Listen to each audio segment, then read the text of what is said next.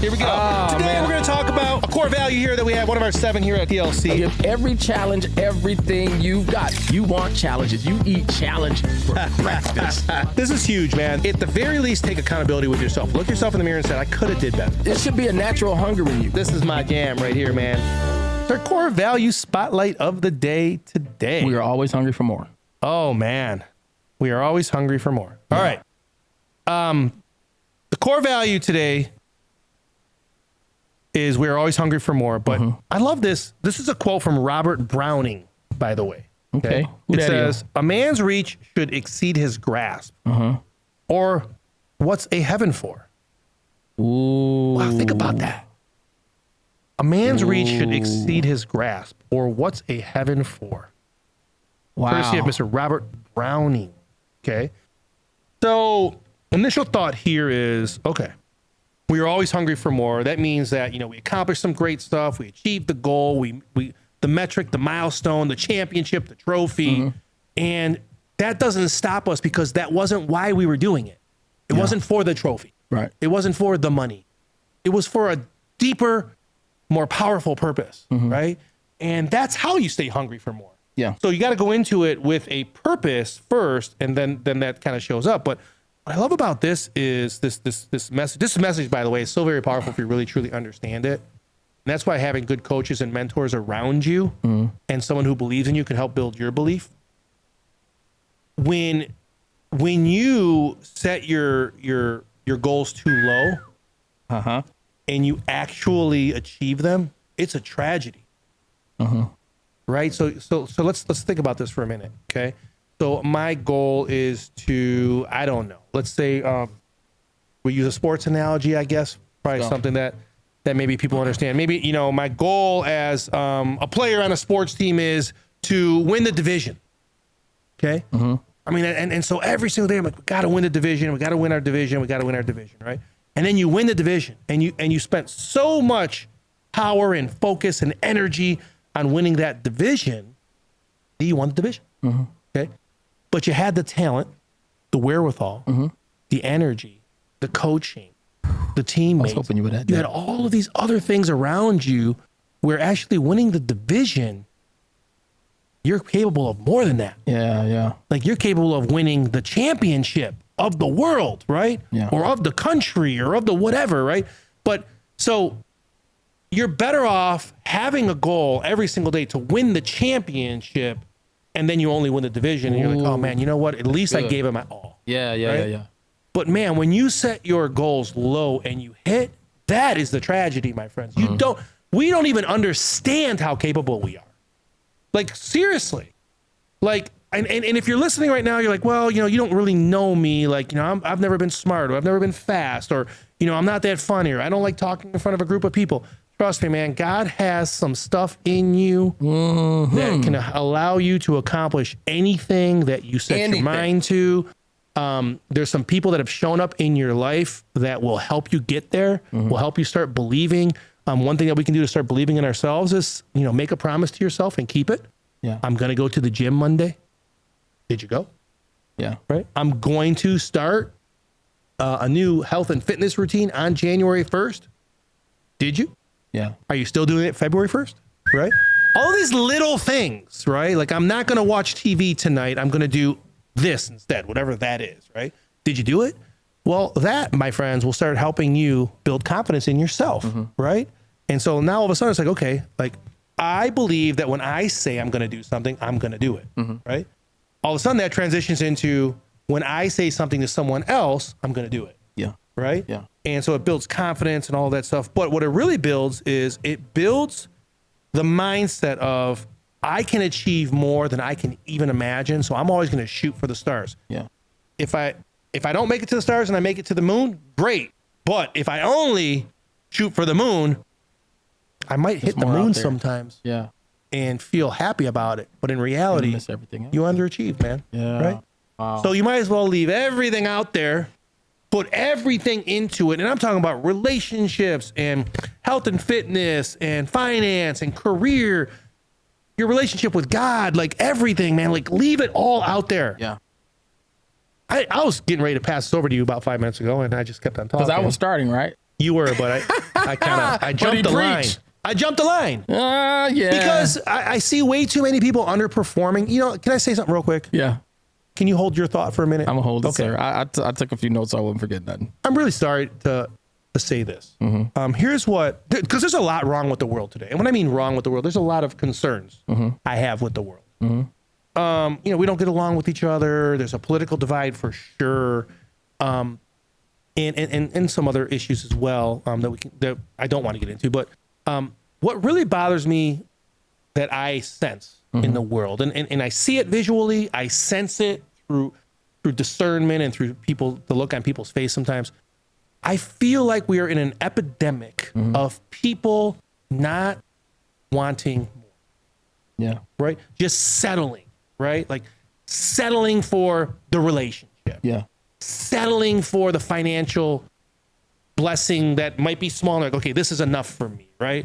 Like, I guess to simplify it, I hear a lot of people saying, I don't need much. Give me my little house and my little car and I'm okay, right?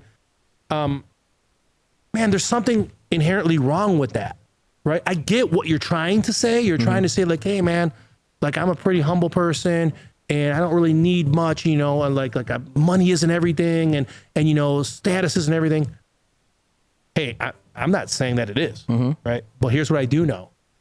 If we're not driving for success, if we're not trying to be better, if a whole population of people have decided, I'm just going to lower my standards for myself and for the people around me, this does not end. This story doesn't end well. Yeah. Right. And last I checked, all the greatest stories that were ever written, once upon a time. Yep. At the end, they all lived happily ever after. Yeah. Right. And so will we all live happily ever after if we lower our standards and just decide, you know what? I just want to be average, man. I'm good, bro. Like, I just want to be average. Okay. Well, let's talk about the average people real quick. That's a short conversation. What do average people have? Stress, anxiety, bills are piling up. That's average people, right? Don't know how they're going to, you know, afford whatever's happening next month. Really stressed out about Christmas right now because presents, this, that, the other, travel. How am I going to do it? I don't know what I'm going to do. I need extra money, but I don't have any time. Oh my gosh, right? These are all things that average people have. Yeah. Right? Like, are you sure that you want to be average? That's the epidemic. We have an epidemic of people that have decided, I just want to be average. Yeah. I'm good. You're not good. Shoot for those stars, man. Like, trust me. Like, if you don't want what average people have, then you shouldn't be wishing to be average. Right. And I just don't believe that. I believe that every single one, I don't care who you are, where you were born, what gender you are, what culture you come from, even what country you live in to a certain extent, honestly. I just don't believe, or I do believe, excuse me, that all of us have the ability to become the greatest version of ourselves that we never even imagined. And I hope you meet that person one day. I hope you meet this person one day that you look in the mirror and you're like, man, I am so proud of you. Yeah. You know what I'm saying? So that's it. I'll go forever. So I have to pass it over to you. Can I get that organ? That brother preached. That brother preached. That's going to be a fix on this show. Listen. So as you were talking, guess what came up? Good stuff, sir. Ooh. All right. Do you know what the scripture says? If by the way, some of you aren't watching this, you're listening. Carl has a shirt on today that says hashtag good stuff, sir. And Ephesians 2:10. Yes. And do you know what that says? Ephesians 2:10 says that we were created by God to do good works from before the foundation of the earth. Right? So every problem that you've mentioned, guess what? You're the solution. I preached this yesterday at KCC. Shout out KCC in Detroit. Everybody's looking for a miracle. Everybody's praying to God, but God empowers people. Right? And we were all created. There's a problem here for you to solve for somebody. Right? Everybody was upset. Oh, the government shut down, but you know, and we get partial payments. Well, when the disciples were with Jesus, I'm re-preaching my message. Where's that organ? When the disciples were with Jesus with the 5,000, Jesus said, you give them something. They wanted Jesus to do the miracle, and Jesus wanted them to do the miracle. Yeah. And so, but you can't do that if you have a negative image. If you're still saying, I can't, if you're still asking who, you know, you won't be able to help anybody outside of your circle. And I think we're all here to help people outside of our circle. So we are always hungry for more. The first thing you should see is that there is always more. Mm-hmm. There is all. I look at this quote: "A man's reach should exceed his grasp." Or what's heaven for? Listen, if all you see is this stuff down here, the crime, the debauchery, the hurricanes and the death, the depravity, if this is all you see and you have no glimpse of something better, you need somebody in your life. Oh yeah, for sure. I just saw Jesus on the cross between two thieves, all of them in the same condition, right? Mm-hmm. They're all hurting. They're all in pain. They all got nails. But Jesus took the time to offer the one thief paradise. He couldn't get off the cross himself, but he was offering something better, something more. So there is always something more. There is never what you see out of your eyes. Listen to me. Sight is a function of the eyes, but vision is a function of the heart. And if you could ever grasp vision for paradise, for tomorrow, for something better, listen, understand, before you die, the first thing you lose is hunger. Mm-hmm. And if you don't see your next meal, you might as well lay there and croak. Mm-hmm. But if you could just imagine, now, I'm weird, John, I'm a foodie, right? To the effect that I even like hospital food, bro. You probably Why am I not that. surprised I love that Deep hospital Carl food. likes hospital food? Why am I not surprised? So, and there's some good hospital food. There's just like sushi. There's good sushi. There's bad sushi. But once you lose your appetite, once you have no focus, no vision for tomorrow. Yeah. So remember, sight is a function of the eyes. And if this is all you see, you lose hope. But vision, if you ever grasp vision and see from this heart right here, hey, if I do this, will the things go? Maybe not.